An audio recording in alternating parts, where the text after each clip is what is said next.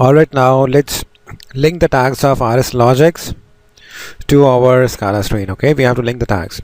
Now, as I've shown you before, that we already have the sensor from sensor 0 to sensor 8, and we have already made this tag of input sensor 0 to sensor 10 in our ITS box sorting. So we'll just link that with our ITS. That will make sense. So sensor 0 is this one. You have to just link that with 0 over here. Then sensor 1 is over here. Sensor 2 is over here. Sensor 3 will come here. Sensor 4 will come here. And sensor 5 will come here. Now when the sensor is on, it will be converted into green color. When this is on, this will be into red color. Okay, you can see this is red, showing the low level, medium level. Now sensor 6 will come here. This is showing the green color. Sensor 7 will come here. Sensor 8 will come here. Sensor 9, this is the low level sensor. If you want to read the tag, 9 is mixing tank low level detector. This is sensor 10. This is a high level detector. So inputs has been tagged. You can see the inputs. Now it's about the outputs. So output 0, we know that is my A. Output 1 is this P, and similarly output 1 is this P as well, and this as well. This will show that color is draining. Okay. Output 2, yes, output 2 is this one, and output 3 is this one. Output 4 is this one. Output 5 is this one. 5 again is this one, and 5 is this one.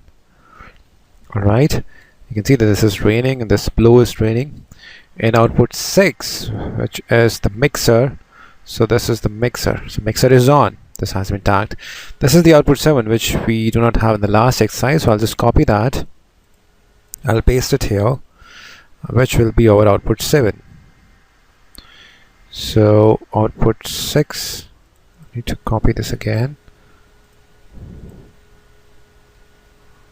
Oh, sorry, I just double clicked it, double copied it. Delete this 8. We have output 7. Just change that with tag 7, apply and close.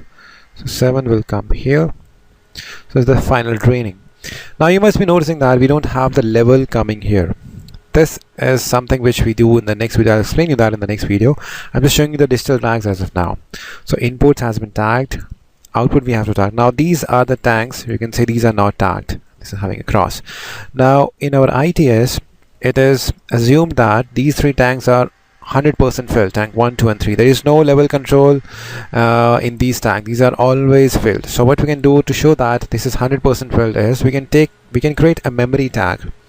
You can go to new tag, create a memory tag whose value will not change. We can write here tank filled, kind of, you can say that, a tag name, and its value I'm going to put here is 100.